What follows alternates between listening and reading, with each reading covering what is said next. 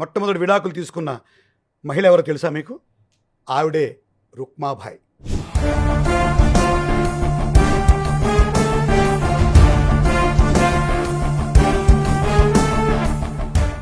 మహారాష్ట్రలో పుట్టింది. అయితే అన్ని విడాకులు, ఇప్పుడు జరుగుతున్న విడాకులన్నీ వ్యక్తిగత కారణాలతో జరుగుతుంటే ఆ విడాకులు మాత్రం ఒక సామాజిక అంశం. ఆ రోజుల్లో భారతదేశంలో జరుగుతున్న బాల్య వివాహాలకి వ్యతిరేకంగా తీసుకున్న విడాకులు అవి. ఓకే. ఒక చట్టానికి నాంది పలికిన విడాకులు అవి.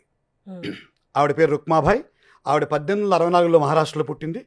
1875లో అంటే 150 సంవత్సరాల క్రితం ఒకరోజు ఆవిడ ఈడ్చుకొచ్చి లాక్కెళ్ళి గుళ్ళో కూర్చోపెట్టి బికాజీ అనే ఒక 18 ఏళ్ల యువకుడితో బలవంతంగా బాల్య వివాహం చేశారు. ఆ తర్వాత ఆవిడ ఆ బాల్య వివాహం తర్వాత వాళ్ళ తండ్రి గారు చనిపోయారు. తండ్రి గారు చనిపోయిన తర్వాత వాళ్ళ కులంలో రెండో వివాహం చేసుకోవడానికి అవకాశం ఉంది. అందువల్ల వాళ్ళ అమ్మగారు జయంతిబాయి గారు డాక్టర్ అర్జున్ అని ఒక ఫెమినిస్ట్ ఉద్యమంలో ఉండే ఒక డాక్టర్ గారిని పెళ్ళాడింది.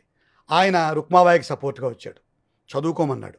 ఆ బికాజీ అనే అబ్బాయిని కూడా నువ్వు ముందు చదువుకోరా అబ్బాయిని పంపించేశారు. వాడు చదువు సంధ్య లేకుండా భ్రష్టుడు అయిపోయాడు. ఇటు పక్క రుక్మాబాయి చక్కగా చదువుకుంటూ సాహిత్యం, లిటరేచరు, తర్వాత ఇంగ్లీష్ విద్య అన్నీ చదువుకుంటూ ఒక గొప్ప స్త్రీగా రూపాంతరం చెందుతోంది. ఈ లోపల 14 సంవత్సరాలు 15 సంవత్సరాలుగా అమ్మాయి ప్యూబర్టీకి వచ్చింది.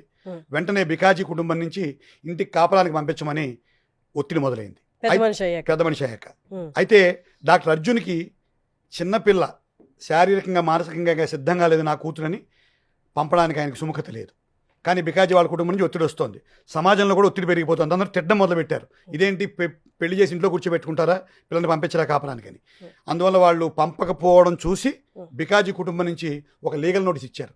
2000 రూపాయలు జుర్మానా, 2000 రూపాయలు ఫైన్ కట్టండి, మాకు మా ఆవిడ మాతో పంపించండి లేకుంటే.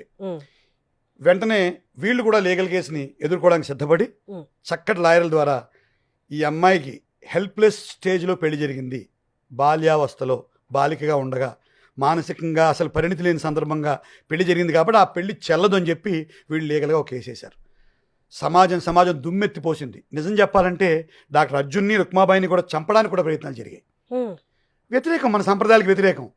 ఈ చదువు వలన ఈ అమ్మాయి చదువుకోవడం వల్ల ఇదంతా వచ్చింది. అసలు ఆడవాళ్ళు చదువుకోకూడదన్న ఒక ప్రతిపాదన కూడా వచ్చింది. ఆడవాళ్ళు చదువు చెప్పించద్దు, చదువుకోవడం వల్ల కదా రుక్మాబాయికి కొత్త పోకడలు వస్తున్నాయని ఒక వ్యతిరేక ధోరణి కూడా సమాజంలో మొదలైంది. కానీ వీళ్ళు లీగల్ బ్యాట్లు ఆపలేదు. ఒక బ్రిటిష్ జడ్జి డాక్టర్ పిన్హే, ఆయన అన్నీ కూలంకషంగా డిస్కస్ చేసి స్టడీ చేసి ఈ వివాహం చెల్లదు, ఆ అమ్మాయి ఇష్టం ఉంటేనే కాపురానికి వెళ్ళొచ్చు ఒక జడ్జిమెంట్ ఇచ్చాడు. భగ్గుమని మండిపోయింది మహారాష్ట్ర సమాజం. ఈ దేశం అంతా పాకిపోయింది. ఆడవాళ్ళు చదువుకోకూడదు, చైల్డ్ మ్యారేజ్ జరగాల్సిందే, ఇలాంటి కొత్త పోకళ్ళు వస్తే సమాజం సర్వనాశనం అయిపోతుందని అనేక వందల ఆర్టికల్స్ రాయడం మొదలుపెట్టారు. కానీ రుక్మాబాయి చదువుకుంది కదా అప్పటికి ఇంగ్లీషు, దగ్గరగా 1885. ఈ కేసు పేరు రుక్మాబాయి వర్సెస్ బికాజీ. ఇవాళ టైమ్స్ ఆఫ్ ఇండియాలో కొన్ని వందల ఆర్టికల్స్ రకరకాల పేర్లతో ఆడపిల్లలకి చిన్నప్పుడు పెళ్ళిళ్ళు జరగకూడదు, చదువుకోవాలని చెప్పి రాయడం మొదలుపెట్టింది. ఈ కేసు పిన్హే గారు రిటైర్ అయిపోయాడు. మళ్ళీ బికాజీ అండ్ ఫ్యామిలీ ఒక 3 జడ్జీలతో ఉన్న ఒక పెద్ద బెంచ్కి మళ్ళీ రివ్యూకి వేశారు. వాళ్ళు ఏం చేశారు, అంతా స్టడీ చేసి ఇక్కడ బ్రిటిష్ చట్టాలు, బ్రిటిష్ పరిస్థితులు ఇక్కడ అనుకూలించవు, వాటిని ఇక్కడ అన్వయించకూడదు, హిందూ సమాజం ప్రకారం ఇక్కడున్న పద్ధతుల ప్రకారం ఈ అమ్మాయి పెళ్లి జరిగినట్టే వెంటనే ఈవిడ కాపురానికి వెళ్ళాలి, వెళ్ళనట్టయితే 6 నెలలు కఠిన కారాగార శిక్ష అనుభవించాలని వేశారు జడ్జిమెంట్. రుక్మాబాయి హతాశురాలైంది. అయితే ధైర్యంగా కోర్టుకు ఒక లెటర్ పెట్టింది ఆవిడ. నువ్వు 6 నెలలు కాదు 6 ఏళ్ళు జైలు శిక్ష చేసుకో, నేను జైలుకి పోతాను కానీ నేను బికాజీ దగ్గరికి వెళ్ళను, ఈ పెళ్లి చెల్లదు, నాకు పరిణితి లేని సందర్భంగా నాకు పెళ్లి చేశారు, నాకు చదువుకోవాలనుంది, I want to become a doctor, నేను డాక్టర్ అవ్వాలనుకుంటున్నా అని చెప్పింది ఆవిడ. సుప్రీం ఆ కోర్టు సుతరాము ఒప్పుకోలేదు, నువ్వు జైలుకి వెళ్లాల్సిందే అండి. అప్పుడు ఈ అమ్మాయి ఏం చేసిందంటే క్వీన్ విక్టోరియాకి ఒక ఉత్తరం రాసింది. ఎందుకంటే క్వీన్ విక్టోరియాకి అప్పీల్ చేసుకుంది ఇంగ్లాండ్కి. మీరు వచ్చి 50 సంవత్సరాల పరిపాలన పూర్తి చేసుకున్నట్టుగా లెక్కల ప్రకారం తెలుస్తోంది, మీరు ఒక స్త్రీ, భారతదేశంలో లక్షలాది కోట్లాది ఆడపిల్లలు పడుతున్న కష్టాలు మీకు తెలుసా? బాల్య వివాహాలు జరిగిపోతున్నాయి, ఇష్టం లేకుండా పెళ్ళిళ్ళు అయిపోతున్నాయి, 14-15 ఏళ్లకే తల్లులు అయిపోతున్నాం, చదువులు లేవు. మరి ఈ సిల్వర్ జూబిలియో గోల్డెన్ జూబిలియో ఫెస్టివల్స్ చేసుకుంటున్నారు కదా మీరు, భారతదేశానికి వచ్చి 50 సంవత్సరాలు అయిందని. ఈ సందర్భంగా ఈ దేశంలో ఆడపిల్లలందరికీ చదువు ఉండాలి, చైల్డ్ మ్యారేజ్ జరగకూడదని ఒక చట్టం చేసి మాకు సహకరించండి. ఇంత ప్రొలాంగ్ ఉత్తరం రాసినందుకు క్షమించండి, కానీ నాకు సహకరించడం మర్చిపోకండి అని ఒక ఉత్తరం రాసింది.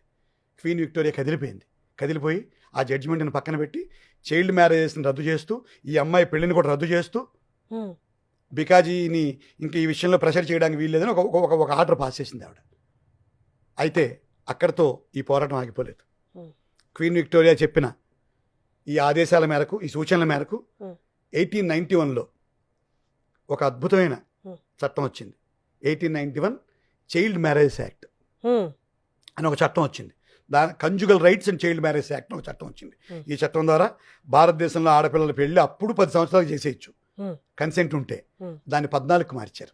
14 ఏళ్ళు వస్తే కానీ ఆడపిల్లలకి పెళ్లి చేయకూడదు, 18 ఏళ్ళు వస్తే కానీ మగపిల్లలకి పెళ్లి చేయకూడదని ఒక చట్టం తీసుకొచ్చారు. ఈరోజు భారతదేశంలో ఎన్నో శారదా చట్టాలు, చైల్డ్ రీమ్యారేజ్ యాక్టులు అన్నింటికి కూడా ఆ చట్టమే ఆది. ఆ చట్టం అది మొట్టమొదటి డివోర్సు, సామాజికమైన ప్రయోజనాన్ని ఆశించిన డివోర్సు. ఆ తర్వాత అక్కడితో రుక్మాబాయి ప్రయాణం ఆగిపోలేదు. ఆ తర్వాత రుక్మాబాయి కోసం కొన్ని సొసైటీలు ఫార్మ్ అయ్యాయి. ఈ అమ్మాయి చదువు రుక్మాబాయి డిఫెన్స్ అకాడమీ అని, రుక్మాబాయి డిఫెన్స్ సొసైటీ అని, రుక్మాబాయి సపోర్టర్స్ అసోసియేషన్ అని, ఇలా అనేక అసోసియేషన్లు వచ్చి రుక్మాబాయిని లండన్ పంపించారు. లండన్ పంపిస్తే రుక్మాబాయి 1890లో మెడికల్ పట్టా పుచ్చుకుని మళ్ళీ భారతదేశానికి వచ్చింది. లండన్ స్కూల్ ఆఫ్ మెడిసిన్లో చదువుకుని భారతదేశానికి వచ్చి గుజరాత్లో ప్రాక్టీస్ మొదలుపెట్టి మళ్ళీ పెళ్లి చేసుకోకుండా జీవితాంతం ఆడపిల్లల చదువులు, ఆడపిల్లల ఆరోగ్యం, ఆడపిల్లల అవేర్నెస్, దానికోసమే బతికి ఒక గొప్ప ఫెమినిస్ట్గా, ఒక గొప్ప డాక్టర్గా బతికి 90 సంవత్సరాల వయసులో 1955లో క్యాన్సర్తో ఆవిడ గుజరాత్లో మరణించారు. ఇది మొట్టమొదటి డివోర్సీ, రెండవ డాక్టర్ ఆవిడ భారతదేశంలో. మొట్టమొదటి డాక్టర్ పేరు కుముదిని గంగోలీ.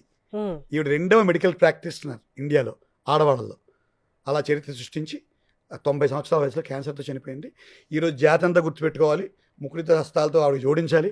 ఇవాళ మీ అందరూ అనుభవిస్తున్న ఈ స్వాతంత్రం, ఈ ఫ్రీడమ్, పెళ్లి విషయంలో ఆడపిల్లల యొక్క మనసు తెలుసుకోవాలి, వాళ్ళ వయసును చూడాలనే ఈ మార్పుకి ఆ రోజు ఆవిడ శ్రీకారం చుట్టింది.